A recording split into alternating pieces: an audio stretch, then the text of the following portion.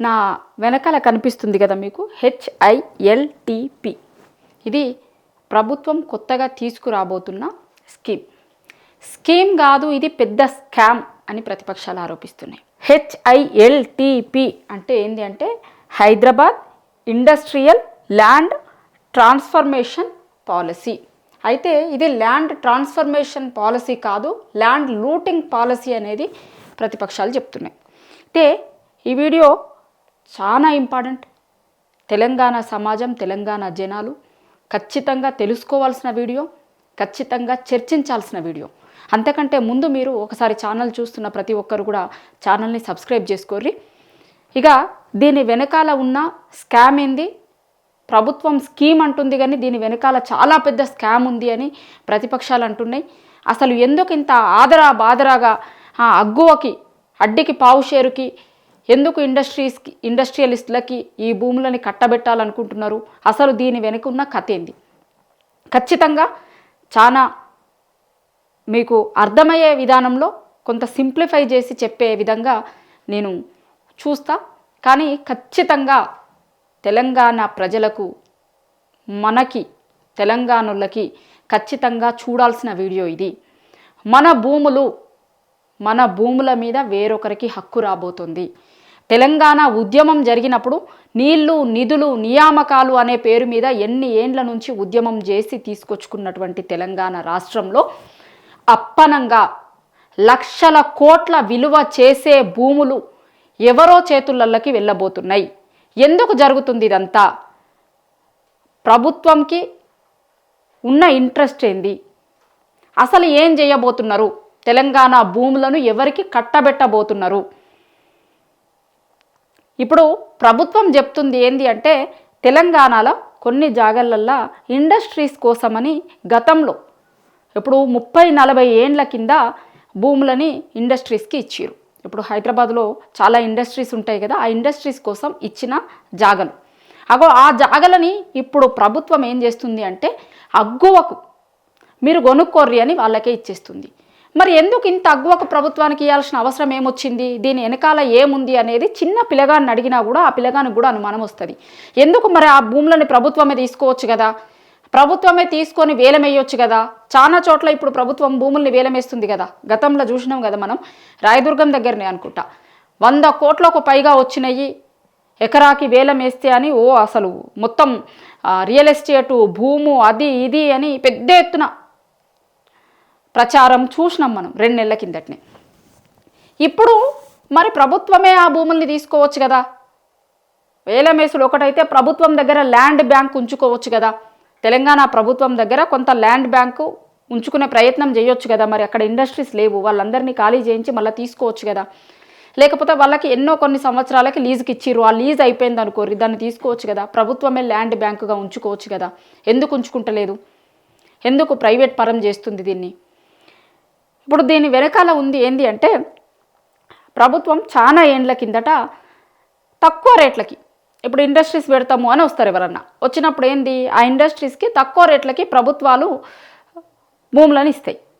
ఎందుకు? దానివల్ల అక్కడున్న పిల్లలకి ఉద్యోగాలు వస్తాయి, చుట్టుపక్కల వాళ్ళకి కూడా ఉపాధి దొరుకుతుంది. ఒక ఇండస్ట్రీ వస్తే ఆ ఇండస్ట్రీ చుట్టుపక్కల ఉపాధి దొరుకుతుంది. ఆ చుట్టుపక్కల ఉన్నోళ్ళు కాకపోతే వేరే జిల్లాలలో ఉన్నోళ్ళు, కానీ మొత్తానికి తెలంగాణ పిల్లలకి ఉద్యోగాలు వస్తాయి కదా. మన రాష్ట్రంలో మనకి ఉద్యోగాలు వస్తాయి అనే దాని మీద ఇండస్ట్రీస్ కోసం ప్రభుత్వాలు ఎప్పుడన్నా భూములు ఇస్తాయి, తక్కువ రేటుకే ఇస్తాయి. ఎందుకంటే అక్కడ ఉద్యోగాల కల్పన చేస్తారు ఇండస్ట్రీస్ కాబట్టి. అయితే అట్లా ఎన్నో ఏండ్ల కిందట ఇచ్చిన భూములను ఇప్పుడు ప్రభుత్వం ఏం చేస్తుంది అంటే మీ దగ్గర ఉన్నాయి కదా భూములు, ఇవి తక్కువకి మీరే కొనుక్కోర్రి అని వాళ్ళకి ఇచ్చేస్తుంది.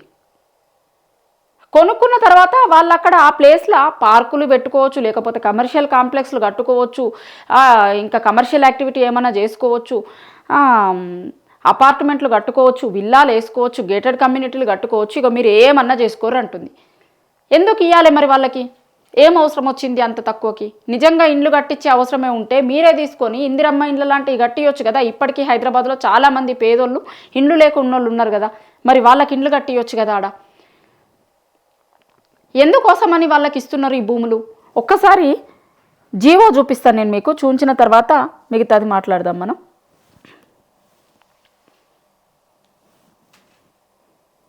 ఇది ప్రభుత్వం ఇచ్చిన జీవో, 22 తారీఖు రోజు ఇచ్చిన జీవో ఇది. Hyderabad industrial land transformation policy, HILTP. ఇంకా దీంట్లోనే ఉంది లొసుగంతా. దీని పేరు మీద ఇంతకుముందు నేను చెప్పిన కదా మీకు, ఇండస్ట్రీస్కి జాగాలు ఇచ్చిరని. గతంలో ఐడిఏ, నాచారం, మల్లాపూర్, చెర్లపల్లి, మౌలాలి, ఉప్పల్, కూకట్పల్లి, జీడిమెట్లలో ఇండస్ట్రీస్ ఉంటాయి కదా, బాల్నగర్, సనత్ నగర్, మేడ్చెల్, ఇట్లా దగ్గర దగ్గర 22 జాగాల్ని ప్రభుత్వం ఐడెంటిఫై చేసింది. ఈ 22 జాగాల దగ్గర ఉన్న భూమి ఎంత అంటే 9,292 ఎకరాలు. 9,000 ఎకరాల భూమిని ఇప్పుడు ప్రభుత్వం అగ్గువకు సగ్గువకు ఈ ఇండస్ట్రీస్ వాళ్ళకే ఇస్తుంది. ఇగో ఐడిఏ, నాచారంలో వీళ్ళ దగ్గర ఉన్న భూమి ఎంత, ఇగో టోటల్ ఎకరాలలో ఉంది 700 ఎకరాలు ఉంది ఇక్కడ. అట్లనే మల్లాపూర్లో 240 ఎకరాలు. దీన్ని ఏం చేస్తుర్రు అంటే ఇప్పుడు ఇండస్ట్రీస్కి ఇచ్చేటప్పుడు చాలా తక్కువ రేటుకి ఇస్తారు. నేను ఫస్ట్ చెప్పిన కదా, అక్కడ పిల్లలకి అక్కడే ఉద్యోగాలు వస్తాయి, ఉపాధి దొరుకుతుంది అనే దాంతో తక్కువ రేటుకి ఇస్తారు. అట్లా ఇచ్చిన దాంట్లో చాలా ఏమైనాయి అంటే, ఇప్పుడు గతంలో ఈ జీడిమెట్ల లేకపోతే ఉప్పలు, మౌలాలి ఇదంతా కూడా వాళ్ళు ఇచ్చినప్పుడు 30-40 ఏండ్ల కిందట సిటీ అంత దూరం పోలే, అదంతా ఏదో సిటీ అవతలలో ఉంటుండే. ఇప్పుడు సిటీ మధ్యలోకి వచ్చేసినాయి. చాలా వాటిలలో కంపెనీలకు ఇచ్చినటువంటి దాంట్లలో కంపెనీలు మూసేసిరు. కొంత ఇచ్చిన జాగాలో సగంలోనే కంపెనీ నడుపుతున్నారు, ఇంకొక సగం ఖాళీగానే ఉంది. ఇంకా కొన్ని రకరకాల కారణాలతోని లాస్ అయ్యో ఇంకొకటయ్యో వాళ్ళ కంపెనీలు పెట్టలేదు అనుకోరు. అట్లా ఖాళీగా ఉన్న జాగా ఉంది కదా, అట్లా ఉన్న జాగా ఉంది. దాన్ని ఇప్పుడు వాళ్ళు ప్రభుత్వం వాళ్ళకి 30% కట్టి వాళ్ళు ఓన్ చేసుకోవచ్చు. వాళ్ళ పేరు మీదకి భూమి మారిపోతుంది.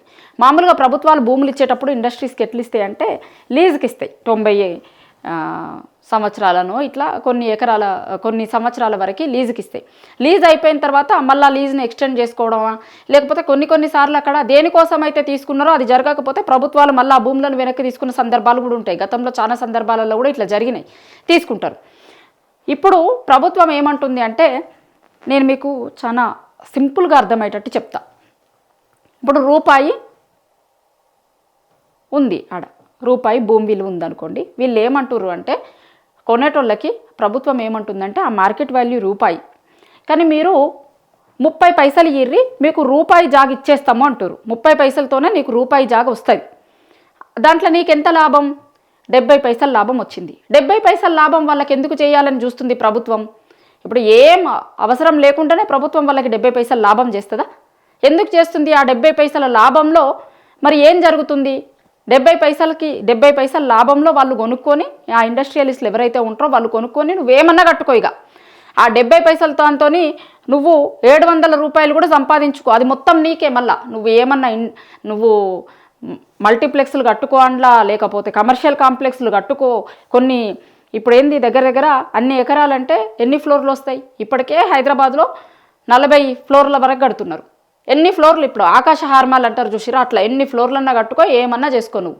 ఇక మళ్ళా కన్వర్జేషన్ కోసం దానికి దీనికి కట్టాల్సిన అవసరం లేదు. ఖాళీ ఆ భూమికి జాగా ఇప్పుడు గవర్నమెంట్ ఎంతైతే నిర్ణయిస్తుందో దాంట్లో 30% కడితే అయిపోతుంది.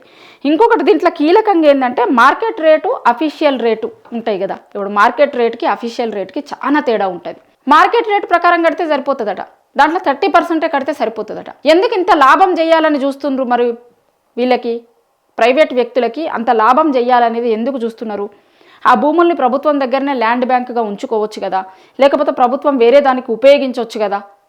ప్రభుత్వం తీసుకొని ఇప్పుడు అక్కడ ఇండస్ట్రీ కోసం వాళ్ళు తీసుకున్నారు, ఇండస్ట్రీ నడుస్తలేదు, లేకపోతే వాళ్ళ లీజ్ అయిపోయింది. దాని తర్వాత ప్రభుత్వం తీసుకోవాలి కదా. ప్రభుత్వం తీసుకోకుండా మీరే ఉంచుకోరి, 30% కట్టుర్రి, అందులో కడితే మీకు ఇచ్చేస్తాం, మీరు ఏమన్నా అపార్ట్మెంట్లు కట్టుకోరి, అందులో ఏమన్నా కట్టుకొని ఎంత రేట్లకంటే అంత రేట్లకు అమ్ముకోరి మీరు. ఇది ఇప్పుడు ప్రభుత్వం తీసుకొస్తున్న కొత్త పాలసీ. దీనివల్ల ఎవరికి లాభం అవుతుంది?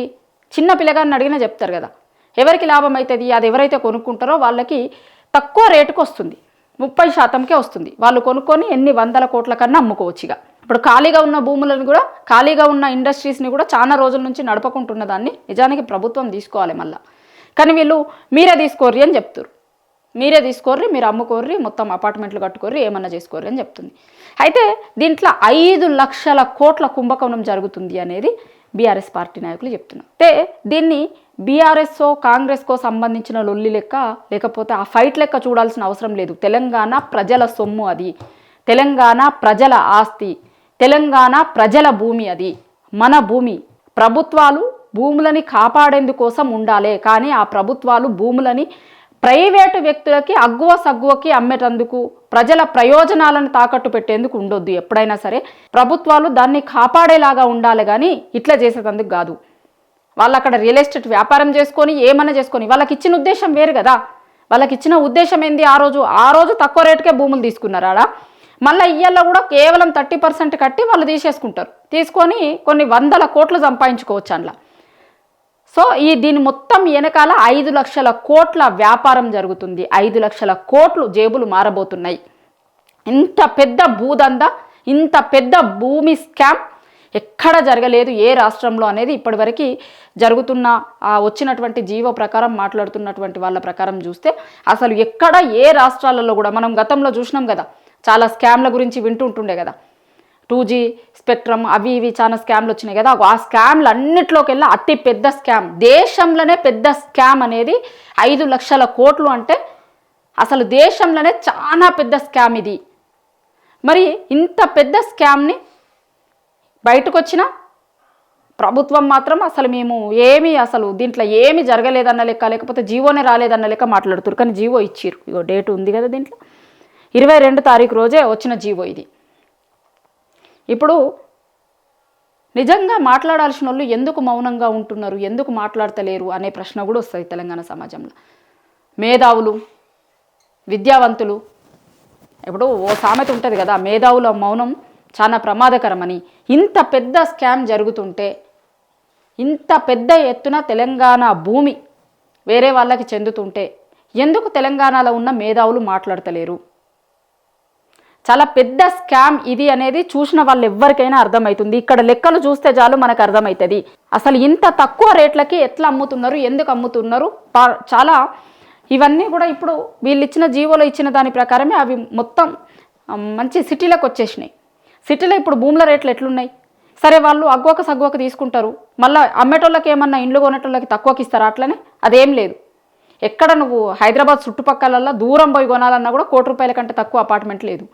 మళ్ళీ వీళ్ళు ఇప్పుడు ఇట్లాంటి ఏరియాలలో అపార్ట్మెంట్లో లేకపోతే గేటెడ్ కమ్యూనిటీలో కట్టి ఏమన్నా తక్కువకు అమ్ముతారా? ప్రభుత్వం దగ్గర నుంచి వీళ్ళకి తక్కువ రేట్లకే తీసుకుంటారు. మరి జనాలకు ఏమన్నా తక్కువ రేట్లకి ఇస్తారా? ఏమీ లేదు. ఇంకా చాలా ఇష్యూస్ ఉన్నాయి దీంట్లో. ఓన్లీ ఇది ఒకటే కాదు, ఎన్విరాన్మెంటల్కి సంబంధించిన ఇష్యూస్ కూడా ఉన్నాయి, పర్యావరణ ఇష్యూస్ కూడా దీంట్లో ఉన్నాయి. పర్యావరణవేత్తలు మాట్లాడుతున్నారు నిన్నటి నుంచి. ఒక దానికోసం తీసుకున్న భూమిని ఇంకొక దానికోసం కేటాయిస్తే ఇమీడియట్గా భూ మార్పిడి జరిగితే చాలా నష్టం జరుగుతుంది, పర్యావరణానికి చాలా నష్టం జరుగుతుంది. అక్కడ ఒకవేళ మీరు అట్లనే ఇస్తే అపార్ట్మెంట్ల లాంటివి వస్తే గనక అక్కడ ఉన్నటువంటి భూమి కింద చాలా ఏండ్ల నుంచి ఇండస్ట్రీస్ కోసం వాడిన భూమి మొత్తం పొల్యూట్ అయిపోయి ఉంటుంది. అక్కడ మీరు అపార్ట్మెంట్లు కడతారు, అన్నీ చేస్తారు, ఆ నీళ్ళనే తాగి అక్కడ వచ్చినటువంటి జనాలు ఆ నీళ్ళనే తాగి ఉంటే చాలా సమస్యలు వస్తాయి. భవిష్యత్తులో చాలా పెద్ద ప్రమాదం ఉంటుంది తెలంగాణకి. మెయిన్గా అక్కడ కొన్నటువంటి వాళ్ళకి ఇండస్ట్రియల్ ఏరియాని ఇప్పుడు ఇల్లు కట్టి రెసిడెన్షియల్ జోన్గా మార్చితే అక్కడ ఉన్నటువంటి వాళ్ళకి చాలా హెల్త్ ఇష్యూస్ వచ్చే అవకాశం కూడా ఉంటుంది. చాలా రీజన్స్ ఉన్నాయి.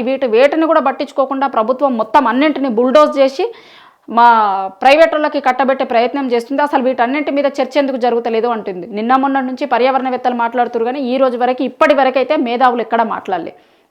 ఎందుకు మరి మేధావులు అనేటోళ్ళు తెలంగాణలో ఇంత పెద్ద ఎత్తున భూములకి సంబంధించిన స్కామ్ జరుగుతున్నప్పుడు అసలు మేధావులు ఎందుకు మాట్లాడతలేరు అనే ప్రశ్న కూడా వస్తుంది.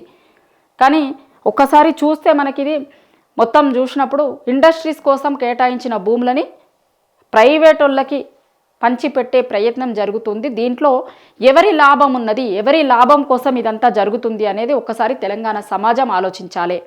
మన భూములు వేరే వాళ్ళ చేతులలోకి పోబోతున్నాయి. అగ్గువకి సగ్గువకి వేలమేసి వాళ్ళకి ఇస్తుంది. కాబట్టి తెలంగాణ సమాజం అందరూ కూడా ఒక్కసారి ఆలోచించుకోవాలి, ఆలోచన చేయాలి. ఏం జరుగుతుంది ఈ భూముల వేలం వెనక, ఈ భూములని వాళ్ళకి ఇవ్వడం వెనకాల, ఎందుకని ప్రభుత్వం భూములని అమ్మేస్తుంది వీటిని, అసలు ఏం జరుగుతుంది దీని వెనకాల అనేది ఖచ్చితంగా తెలంగాణలో ఉన్నటువంటి వాళ్ళందరూ కూడా ఆలోచించుకోవాలి అని చేసిన వీడియో ఇది.